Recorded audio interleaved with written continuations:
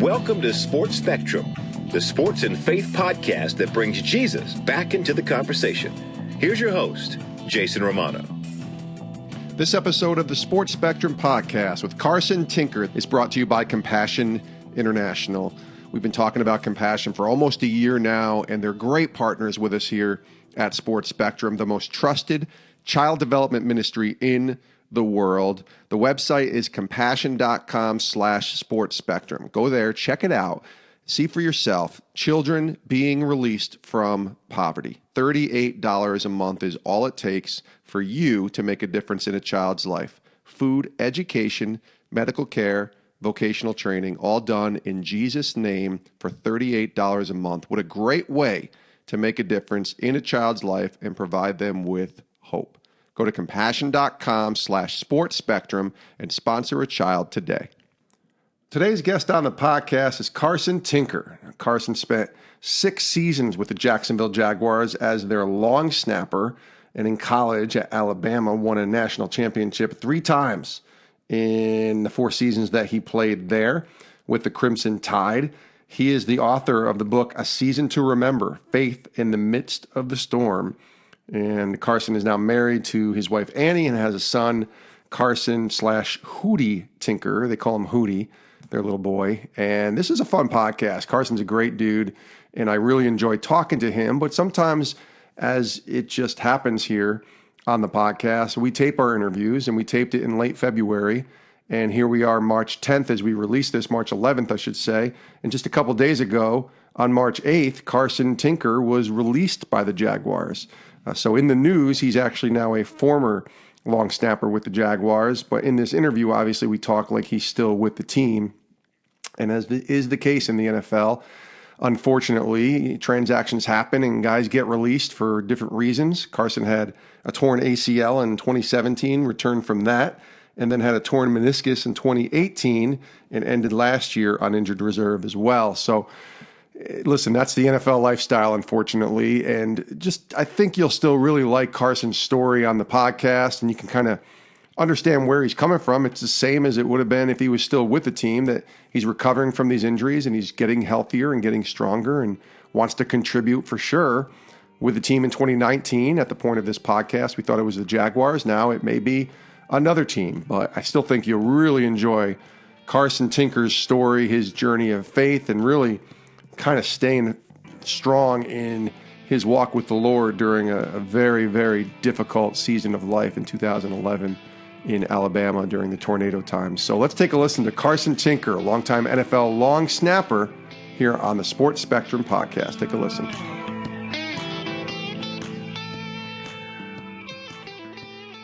Carson, welcome to the show. Hey, man, thanks for having me. You doing all right? I'm doing great, my friend. It's good to talk to you. Let's start with now. There's a lot of what happened then and some things that you've been through in your life that I want to talk about. But let's talk about now. I think a lot of your story can help encourage many of our listeners, just what you've gone through in the past couple years. 2017, you tore an ACL, placed on injured reserve, came back. Then in 2018, tore your meniscus, placed on injured reserve again. Let's just start with now. How are you feeling today? How's your health? How's your health doing? I feel fantastic, man. I've had I've had a great group of people working with me, helping me with my rehab, great doctors to do surgeries, and I'm in a great position. I feel more athletic now than I ever have, really. I'm definitely older, but I know how to take care of my body better now. I mean, the injury rate in football is 100%. Yeah. So I know that it happens, but physically and mentally, I'm ready to get back out there and go get it. What was that like going through injuries like that? I mean, I think it's the first time that you really dealt with, injuries where you're placed on the injured reserve and having to have your season cut short. What was that like, man, working through that? It's tough, dude. It really is. Because I mean, I'm going on. I just finished my 6th year in the NFL, and I played since I was in 5th grade. So my identity has always been a football player, you know? And when I tore my ACL, I tore it in training camp. It was like the 10th day of training camp. So I was out for an entire season. And I spent a lot of time at the house, and Yeah. I couldn't walk, and I really kind of questioned who I was, and it was tough. I mean, this is a spiritual podcast, so I don't mind like opening up about it, but Absolutely. it really I mean, I could really feel God tugging at me and say, like, you thought you were this big bad guy, but turns out you still need me. So I thought that it was I really felt like God was speaking to me through that. And honestly, I mean, having a kid, it changed my whole perspective on everything too. So I tore my ACL in August, and we had a kid, my wife and I, in December the 3rd. Hmm. And I mean, ever since then, I've been a dad, so I'm trying to be the best dad that I can be. Um, I think, I mean, physically it's tough, but getting injured is more psychological than anything, I feel like.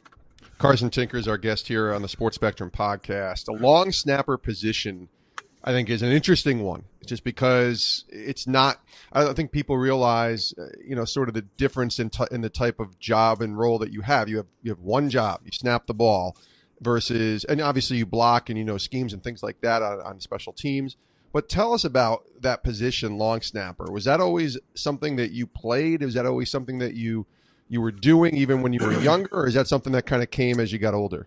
So I started snapping in middle school. I was terrible at it. For some reason, my coach just thought I was the long snapper because I played tight end. And then in high school, let's see, my sophomore year, they moved me to defensive line. They thought I was gonna be like a defensive end, and I played a little bit, but I was the long snapper. So I spent the majority of practice long snapping. Then my junior and senior year, I played offensive line, and I mean, I love being an offensive lineman. I loved, the mentality, the camaraderie. I mean, the offensive line, they're still my best friends on the team now. I just loved, having the identity of being an offensive lineman. But I knew that, I mean, I'm only 6'1", 230. I knew I wasn't going to be playing offensive line in college, and I really felt like I had a chance to to play in college being a long snapper. I was, timing every Saturday. We had a stopwatch on the coffee table, and I'd time these guys' snaps. I mean, I was snapping, just as hard as they were. So I started going to a couple camps and stuff, and I mean, I was, pretty high ranked at these camps. Yeah. Got a couple, small school offers, but Alabama, they gave me an opportunity to walk on, and I mean, that's really where everything changed. I have to imagine faith was a crucial component as well growing up in the South. Tell us about your walk with the Lord, where it was shaped. Obviously, you talked about identity and kind of redefining your purpose for the Lord after your injuries, but where did that faith in the Lord kind of take shape for you? So I grew up in the Southern Baptist Church, Central Baptist, Decatur, Alabama. My mom was the director of senior adult ministries at the church. So we were there every time the door was open, Sunday morning, Sunday night, Wednesday night. I mean, we were there all day long on Sunday, and all my friends were through the church. I mean, I got saved when I was, 7, 8 years old at the singing Christmas tree. Just, and like, after having a kid, you kind of realize stuff that that your parents did that you didn't notice at the time, but you notice now that you're a parent.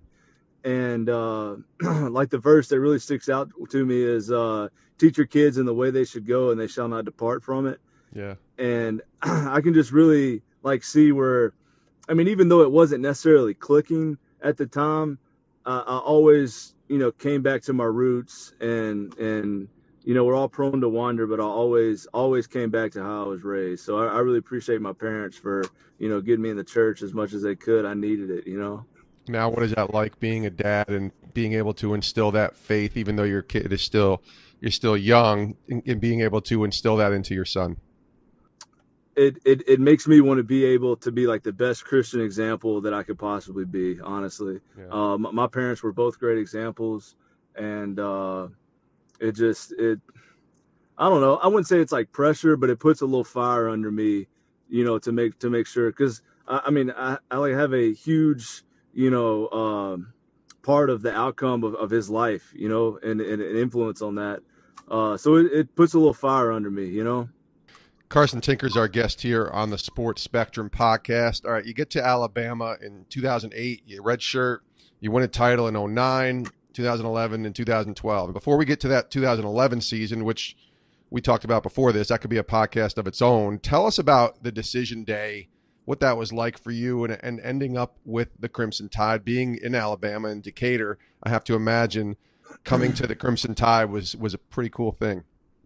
Yes, sir. I got pictures of me as a kid, in an Alabama uniform, and the whole 9 yards. We grew up diehard Alabama fans. Got the Daniel Moore prints in the house growing up. Dad would watch the game, but he'd mute the TV and have Eli Gold on the radio, with the commentary. We were all in, but I always wanted to go to Alabama, but it kind of looked like I was going to end up at LSU. Throughout the whole recruiting process, Alabama, told us like, hey, we got our guy. You're good enough, but we have our guy. Several schools told me that, actually, like, you're good enough, but we have our guy. And that's just the worst thing to hear, as a high school kid. Yeah. Because there's nothing else that you can do. Like, I didn't want to go to Tennessee. I didn't want to go. Washington State, they offered me. They said that they would offer me, and I looked up how far Washington State was from where we lived, and it was like a 36-hour drive. That's pretty far. Yeah, and I was like, don't even worry about it, man. And but then you hear, your hometown school, like, yeah, you're good enough to play here, but we got our guy. So that was that was tough.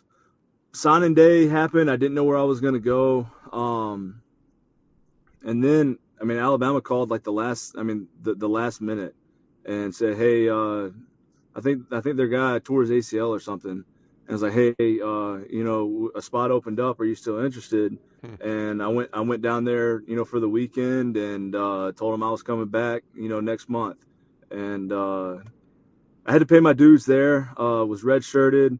And then the 09, I got to play a little bit, but I wasn't the starter. A guy named Brian Selman was the starter, and I learned so much from him. He's definitely a great mentor to me. And then started 3 years. Describe to the layman, to the fan that's listening, to the dad, the sports fan, we'll say, just on what it's like to play for Alabama. I think, yeah, they didn't win it this year, but they're in the game every single year, and it goes back to when you first got there. Describe what that's like to be a part of a program like Alabama, where you're going to have a chance every single year to win a championship, but also what comes with being a part of that team away from the field as well. All right. I will say this, and this is bragging a little bit, but when I committed to Alabama, they were 7-6 that year. I like where you're going. Go ahead. We knew Saban was there, and I talked to Saban, and if you ever sit down with that guy, he's locked in. All right. Yep. So I was going to Alabama regardless. If I don't know anybody, if Joe Blow was coaching up there, I would have still gone to Alabama. But I really like Coach Saban because I watched him when he was in LSU. I got to be an LSU fan growing up because they had a great baseball program. I grew up playing baseball. And so I kind of got to be the LSU fan. And then when I started playing football, Saban was there. And, they had Jamarcus Russell, and they were winning. So I definitely knew, who Coach Saban was. But when I committed, I was, 7-6. And then that first year, we went 12-2, lost to Florida, and then lost to Utah. But man, I love Coach Saban. It's really cool to. Obviously, it's cool to say I won a bunch of football games in college and I played for Coach Saban. But being there every day and seeing how that guy works, like it's no surprise why he's successful. That's what I think is the coolest part about playing at Alabama. Is just seeing, Coach Saban day in and day out. And his just attention to detail. Like I've never seen anything like it. And I doubt that I ever will see anything like it. So I think that was, the biggest, the biggest thing that I was able to take away from that, because you hear about, because I majored in business. I got almost a master's in marketing. I got to go back and finish that up. but just like we would talk about, these successful guys in our business classes and, what it takes. And it makes me kind of realize, like, Coach Saban, he would have been successful at anything that he chose to do. He wanted to be a football coach, but it's kind of the same things that it takes to be successful in anything. And I'm glad that I got to be a part of that. I wonder if you know the record of the team since you got there. I thought that's where you were going when you said this. You didn't want to brag, but I'm guessing since that 08 or 09 season, and I think I saw this because we had on somebody from Alabama, and I can't remember who it was, in January. It's some ridiculous record with like 7 total losses or 8 total losses since 2008 or 2009. Does that sound right? Does that ring a bell? Yeah, that sounds right. And I mean, since you brought it up, I'll say it. I think my class is the only class. There was a team back in like the 70s, like Nebraska or something. Yeah. But my class was the only class that's won 3 national championships. Wow. The class, or the guys this year, the seniors this year, they had a chance. If they would have won, they would have been like the 3rd class ever. Right. But yeah, it's hard to win though. It's hard to win every year like that. I mean, yeah, you could say it's like watching. Every year the Patriots are in it. Every year Alabama's in it. Every year, Golden State right now in the NBA is in it. But it's hard to still have that excellence and sustain it for a very long time, right? Man, it really is, because, and like the average person listening is probably going to say that I'm crazy, but it's easier to get there than it is to stay there. Like, think about how many people have won the national championship since Alabama's won their first year, and the coach isn't even there anymore. Mm-hmm. Ohio State, Florida State, Auburn. I mean, there's just so many teams out there that they get there and then they immediately fall off. So it's really interesting to see, the teams like New England and Golden State that can maintain such a high level of success. I mean, I'm sick of seeing Tom Brady just as much as everybody else is, but like you gotta respect what the guy's done, because I mean we were in the AFC Championship last year, and you saw what kind of year we had this year. Yeah. I mean it is so rare to see teams like that, every year in and out, and that's why I said like I'm really blessed that I could have been a part of a program like that just to see what it takes, because. Like Coach Saban, he was never satisfied. I mean, never, not in like a bad way, but it's just like if there was something where if there was an area or, something mechanical that we could get better at, like he was coaching us, Yeah, and there's no coincidence there that Saban and Belichick were together for a little while, and you could probably, if people who didn't know them sat down in a room with each of them separately, you could probably point out a lot of similarities, I'm guessing, from a coaching perspective and how they go about doing their job. Is that probably fairly accurate? I know you didn't play for Belichick, but that's my guess. Yeah, and I will say this. I mean, the NFL is a totally different ballgame than college. I mean, the players' mindsets are different. The coaches' mindsets are different. But I'm sure that there is a lot of similarities. Something that I thought was really interesting about Saban is when we would go to a bowl practice or getting ready for the season, he would bring out calendars and schedules from 20, 30 years ago, because I don't know if I'm sure you've been in like a football coach's office. They just have binders everywhere, and it's just it was really cool how like detail oriented he was, and it was like, no, we're not doing it this way because when I was, with the Browns in '85, we did and he's got the binder out, and it's just like, just like, who even thinks of this kind of stuff, Yeah. But, I mean, coaches everywhere, they all have those binders, but I'm sure that, I'm sure that Belichick is very similar in that way. Carson Tinker is our guest here on the podcast. He's also the author of a book, A Season to Remember, Faith in the Midst of the Storm, released in 2014 with Tommy Ford. And Carson, I want to go there just a minute because 2011, it's 8 years ago now. I have to imagine it's one of the more impactful years of your life, not just from what happened and what you're going to explain happened in a minute, but also being able to come back and win a national championship. So let's start with all that took place leading up to April. I think it's April 27th of 2011, and that very difficult day because that's what the book centers around in the sense of coming back from the storm that you're going through, and we all have storms in our life, but the storm you went through was a little bit different. Can you take us to that moment and share with us what happened? Yeah, so if you don't know my story, it was April 27th, 2011. There was just an enormous tornado that came through Tuscaloosa. I was a junior. I was a junior in college. We all got in the closet, and tornado actually came and pulled the house off the foundation. I was thrown about 70, 75 yards. Was in the hospital for several days, and came back and was able to play. There's been a ton of articles in the book. If you want to know more details, obviously I don't like getting into it too much, but sure. Yeah.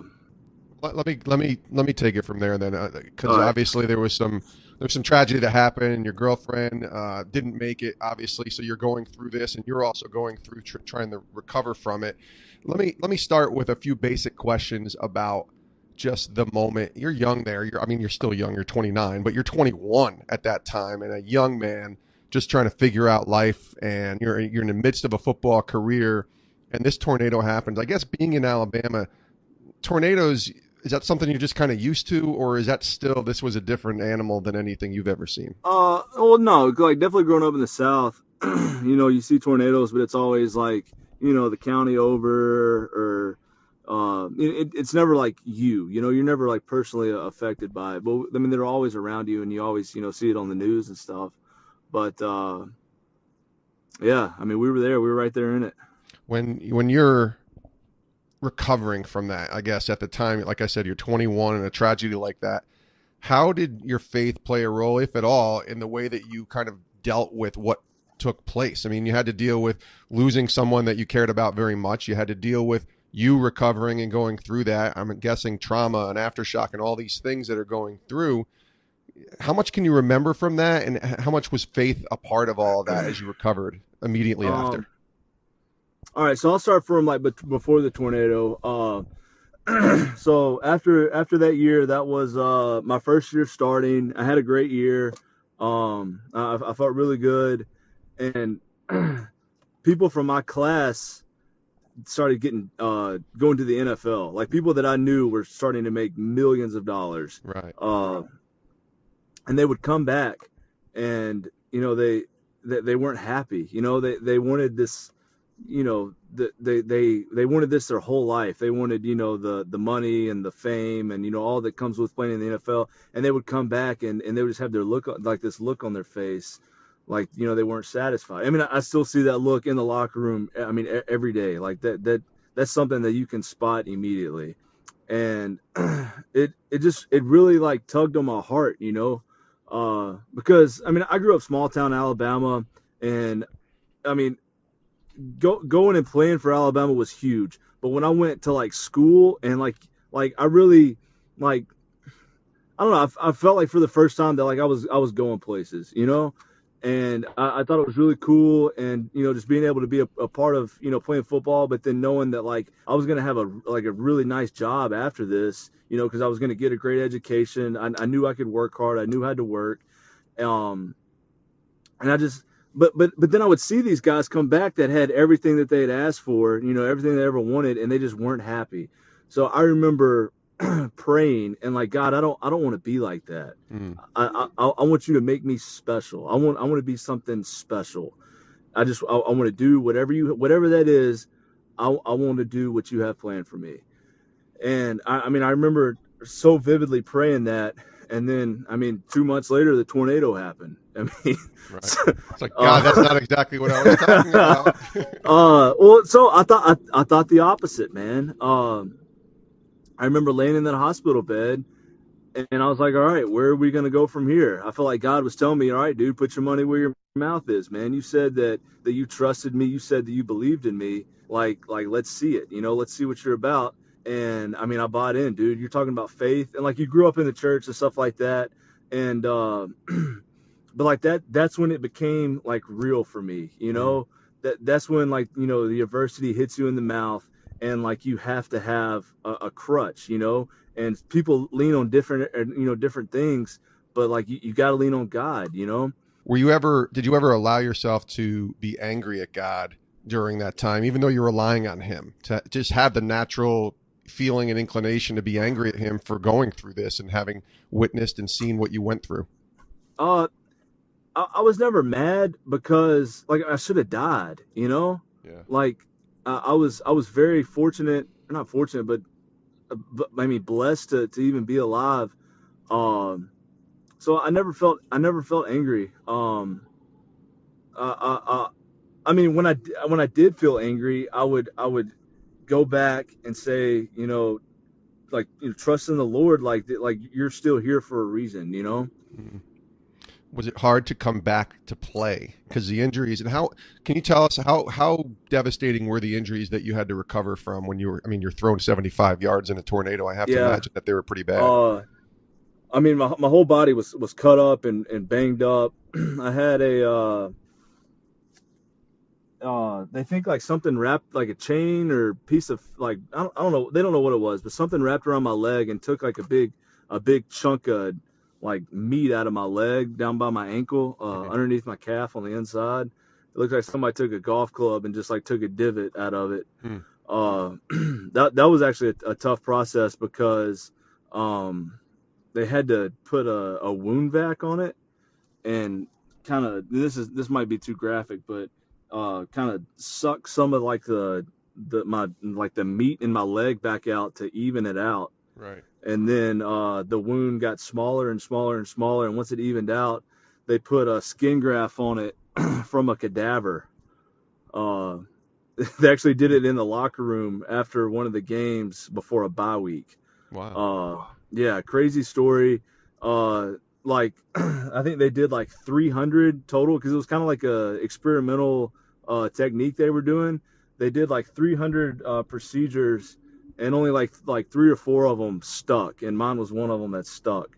Uh, in like the most hostile environment it could have had. It was a 1% that stuck. It was crazy. But so I had my ankle, I had a concussion, broke my wrist, uh and like I there was no doubt in my mind that ever there was never a doubt in my mind that I was going to play football though. Hmm. I think that I listen to all these podcasts, read all these books about like mentality and the like sports psychology and stuff, and I firmly believe that like our bodies are so much more capable of like what we think that they are, and it's all like what your mindset is. Yeah. Uh, I mean, and it's all biblical too. Like the words become flesh. Like how you talk to yourself is everything. You know, Yeah. Yeah. And I have to and imagine coming back was was still not easy though. So tell us about what it was like to step back on that field with that positive sort of belief that you had inside of you that you were going to make it back on the field. What was that like to finally get back? Or was there even a moment, I should say, when you realized, okay, I can do this. I'm back. This is what I've been saying I wanted to do. um, if there was, I don't remember because I do remember there was a moment after I tore my ACL where I felt like that, Mm, but coming back, I guess it's because I didn't have any like crazy significant injuries, right. from the tornado. Uh, no, coming back from ACL, because our camp is tough. Training camp down here is tough, Yeah. and we had our first like full padded punt practice, and I mean I had a great practice, but I mean for a full year I was questioning myself like, hey man, you still think you can do this? And I went out there for that practice, and I knew that I could still do it. And dude, I cried after that period, man. I didn't let Really? anybody see it. I Yeah. didn't let anybody see it because that would have been embarrassing. I Sure. kept my helmet on and walked around, and dude, I had tears coming down my face, man, because I was so happy. Uh, I love football, man. I do. I love it. That's awesome. You released, as I mentioned, the story of writing the book in 2014, A Season to Remember, Faith in the Midst of the Storm. Let's have you encourage those that are in the midst of storms right now. Each of our storms are unique to our own situations, but based upon what you've experienced and what you've been through, not just in 2011 with the tornado and the recovery, but even with the ACLs and the injuries recently, encourage us, I guess, on what you would say to those that are going through a difficult time right now. Man, my biggest thing after the tornado, and it still is, like, you live in vision or you live in circumstance. We all have circumstances. Right now, I mean, I'm coming off this meniscus, but man, my vision is I'm going to play ball again. It was the same thing after the tornado. Like, I was going through, everything, but I had a whole city, that felt the same way, and I knew my vision was to be as positive as I could and show people that you can overcome adversity. We all face adversity, but that just gives you a chance to like show you what what you're really about. Like, are you really like who you think you are? And it's tough, but like it's supposed to be tough. I mean, look at all these great, Bible legends. They all went through crazy adversity. One dude got swallowed by a whale. Like it's just crazy stuff. But I mean, God gives you the ability to overcome this adversity, and it makes you. I would no chance be who I am today if it wasn't for that tornado. I wouldn't be the dad that I am today. I wouldn't be the husband that I am today. I wouldn't be the Christian I am today. I wouldn't be the man that I am today if I didn't go through. And it's something that I would obviously never have chosen to do. But it brought me closer to God, and it made me a better man. Carson, now, today, 2019, it's hard to say 2019 and believe we're here in 2019 already, but you talked about becoming a dad to, his name is Carson as well, right? Carson Jr.? He's a junior, and we call him Hootie. Hootie, tell me why. Yeah. Are you a fan of Hootie and the Blowfish? Man, like, where does Hootie come from? My wife and I do love Hootie and the Blowfish, and our first dance was I Only Want to Be With You, but we didn't name him Hootie because of Hootie and the Blowfish. All the signs point to that, but that's not why. I don't know, man. We just always like the name. Like the name. It's I feel like it's a good Southern name. There's Hootie Johnson with the Masters. Yeah. There was a Hootie. There was an old Hootie. Hootie Jones. Hootie Jones played there a couple years ago, but there was an older Hootie Jones who was he played at Alabama and was the AD at Clemson for forever. Okay. It's a cool name. Yeah. No, there's a couple old school Hooties out there, and my wife and I just thought it was cool. It's unique, and if he grows up and thinks that we're crazy, then he can always be James Jr. So that's right. Absolutely. Tell me about just moving on and what life is like now. You're married to Annie, you have your son Carson, and just playing football. And what is life like now? What's that been like for you just in this season of life? It's been really good, man. My first couple years in the NFL, I had no idea even what was going on. But now wife and I got married 4 years ago, I believe. You better get that right, Carson. Man, she's the same way. We don't get mad at each other when we forget. That's good. Yeah, it's going really good, man. We live in a really cool neighborhood in Jacksonville. We got a bunch of friends, on our side of town, and we joined a church. It's a big church, but it's a great church. We've made a lot of friends through church, and yeah, man. We know that we won't, live in Jacksonville forever, but we really are enjoying our time here right now. Well, the weather isn't bad either, especially this time of year, right? February. It's 55 and cloudy today. Yesterday it was beautiful, but today, you can't bank on it today. It's not terrible though. It's not bad. I'm not complaining. It's better than where I am in Connecticut. Let's just say that. Oh, right? Yeah. Carson, let's close with this. It's been great talking to you, man. Tell me about the greatest lesson that God has taught you in this journey that you've been on. What have you learned from the Lord that you'll take with you till the day that you die that has been just, crucial to your walk in life and your walk with Jesus?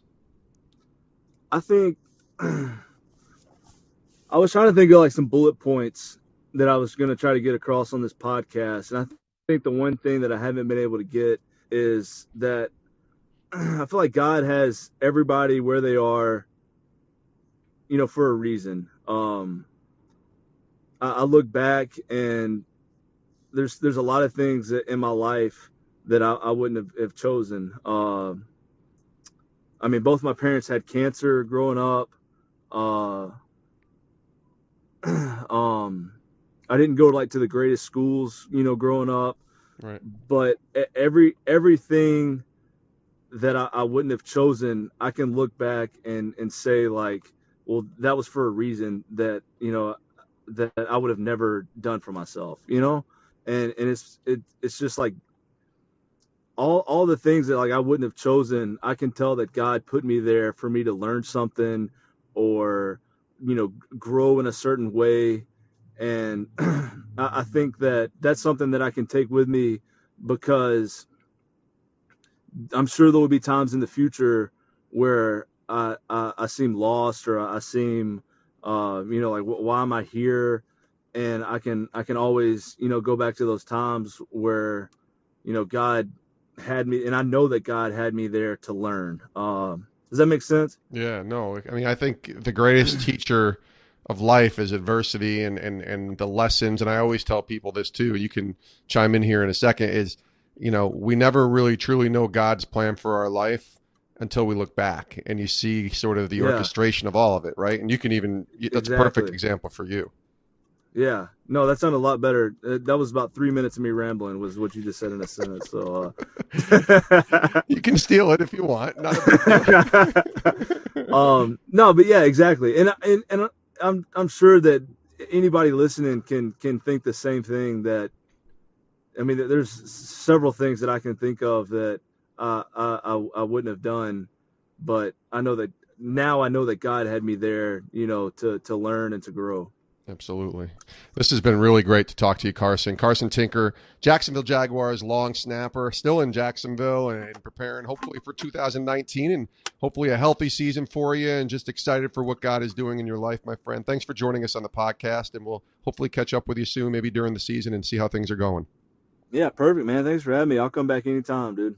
And many thanks to Carson Tinker, three-time Alabama Crimson Tide national champion, longtime NFL long snapper, for joining us here on the Sports Spectrum podcast. Give him a follow over on Twitter at Carson Tink, CarsonTink.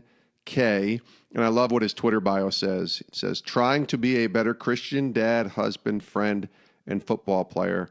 Go Jags, roll Tide. And that's kind of where Carson Tinker's faith comes in. I really enjoyed talking to him and hearing about his journey. Also want to apologize. There was a couple of, I guess, audio difficulties in the sound and the quality as I was asking a couple questions. Really apologize for that, but sometimes not every podcast can be 100% perfect in its audio quality when we're taping it through Wi-Fi and through a laptop and all these other things. So I apologize for that, but hopefully I think Carson's story and Carson's journey was encouraging, and hopefully you guys were able to take away a little something from listening to this podcast, and really enjoyed talking to Carson, and hope to get him back again sometime next season. Also want to thank our sponsors, Compassion International. I mean, we've just been so thankful and grateful and just really excited to have Compassion as a partner on this podcast and as a sponsor on this podcast. Again, the website is compassion.com/sportspectrum. That is the place to go. See for yourself children being released from poverty, 1.8 million children being impacted by the work being done at Compassion International, the great work being done through Compassion, food, education, medical care, vocational training, all being done in the name of Jesus for just $38 a month. It's your chance to sponsor a child through Compassion. Go to compassion.com/sportspectrum, compassion.com/sportspectrum, and release a child from poverty today. Thanks for listening to this episode of the podcast. Reach us via social media at Twitter, Instagram, and Facebook. Our handle is @sports_spectrum. You can email me directly, jason@sportspectrum.com, with any guest ideas. We would love to welcome your feedback here on the podcast. And tag us. If you share this podcast on social media, tag us. We'd love to retweet you and share what you say on this podcast on your social media pages. We would love to be a part of that. And also leave a review. If you go to iTunes, Apple Podcasts, there's an area to leave a review of this podcast. That helps get the word out and is really just a great way to share with others about what sports and faith are doing through the lens of Sports Spectrum. So thanks so much for that. We also want to thank you for listening to this episode, and we'll see you next time. Thanks for joining us here on the Sports Spectrum podcast. Have a great rest of your day.